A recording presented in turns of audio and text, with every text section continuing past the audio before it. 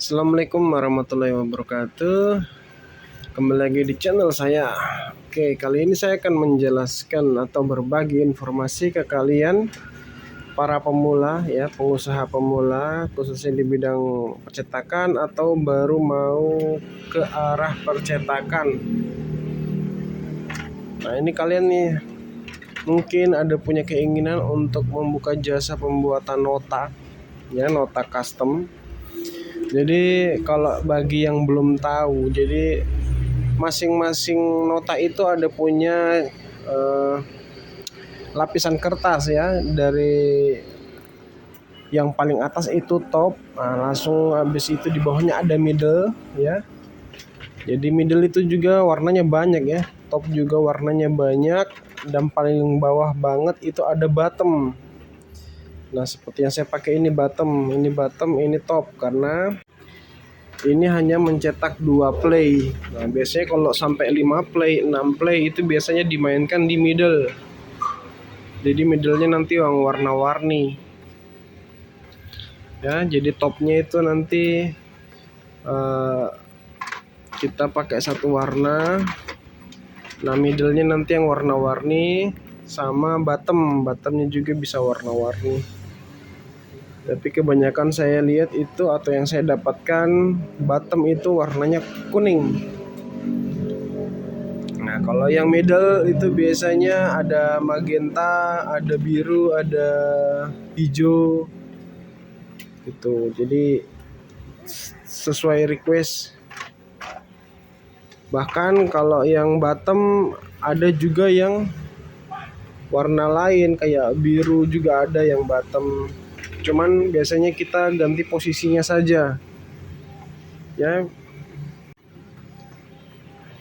Jadi kembali lagi,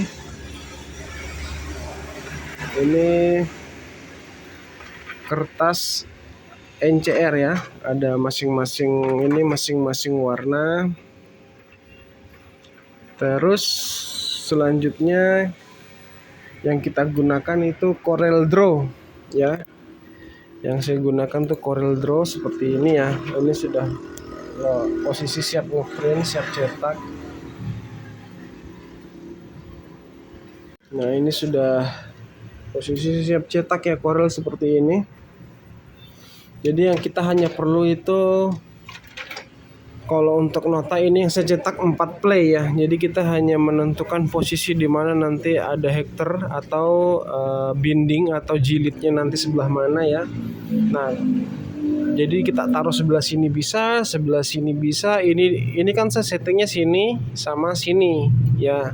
Bisa juga kita setting sini, nanti yang ini kita balik. Jadi posisi ini di sebelah sini itu juga bisa. Jadi tergantung kitanya aja. Nah, untuk mencetaknya itu ya seperti ini ya. Mencetaknya itu seperti ini. Jadi usahakan pakai printer yang gimana ya, yang settingan kertas belakangnya nggak geser. Nah, karena untuk mencetak biar presisi antara lapisan yang paling atas atau top sama yang paling bawah ya, supaya presisi nggak miring-miring, kita harus pakai printer yang pengatur kertasnya yang belakang itu ya. Itu pengatur kertas itu harus lurus gitu. Jadi terserah printernya printer apa, yang penting pengaturan kertas belakangnya itu nggak geser. Jadi cetakan yang dari lembar 1 sampai lembar ke transaksi ke 50 itu semuanya lurus, jadi nggak ada yang geser-geser. Jadi kalau ditekan atau ditekan di bagian top, maka posisi sampai ke bottomnya juga nggak bergeser, posisinya sama dengan yang top gitu. Nah, selanjutnya kalian mesti tahu jenis finishing. Jadi kalau yang saya buat ini itu jenis sobekan, jadi nanti di staples di sini ya, pakai staples. Jadi ini nanti kita buatkan lubang korporasi atau rel sobekan ya. Itu bisa pakai mesin jahit, bisa juga pakai mesin, bisa juga yang manual, banyak pilihan, tinggal kitanya enaknya gimana. Dan juga ada sistem finishing yang menggunakan lem. Jadi nanti posisinya itu kertas akan terlepas sesuai dengan rangkapnya. Jadi satu rangkap. Jadi misalkan lembar 1 dan lembar 2 itu disobek sekaligus. Nah, itu biasanya yang menggunakan sistem lem. Tapi kalau yang sistem sobek itu seperti nota pada umumnya ya, kayak gini ya, itu bisa dicabut ya. Yang putih bisa diambil seperti kalian lihat ini, yang putih bisa diambil, yang tinggal hanya kuning. Ini yang sistem sobek. Tapi kalau sistem yang ini sistem sobek yang pakai heater. Kalau yang pakai binding lem, nah itu biasanya ngikut semua gitu. Yang paling terakhir itu nanti finishingnya. Nah, kalau finishing itu seperti ini ya. Nah, finishing itu seperti ini. Nah, jadi kalau 4 play ya, 4 play, sorry maksudnya 1/4 itu ukurannya seperti ini ya. Jadi F4 dibagi 4. Kalau yang 1/2 berarti F4 bagi 2. Nanti ukurannya seperti ini, panjang begini, tergantung ukurannya gimana ya. Jadi nanti finishingnya itu harus rata begini. Kalau punya mesin potong pakai mesin potong, kalau nggak punya ya pakai cutter. Itu aja sih.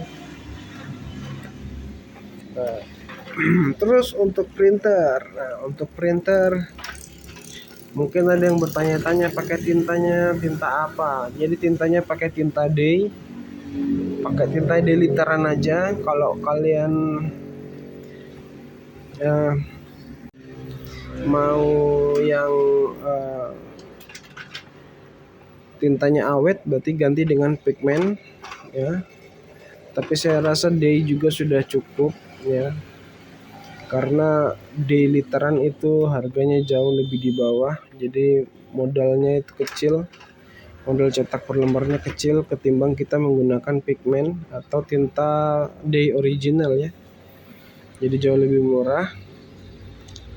Oke, mungkin itu sedikit aja informasi yang dapat saya bagikan ke kalian.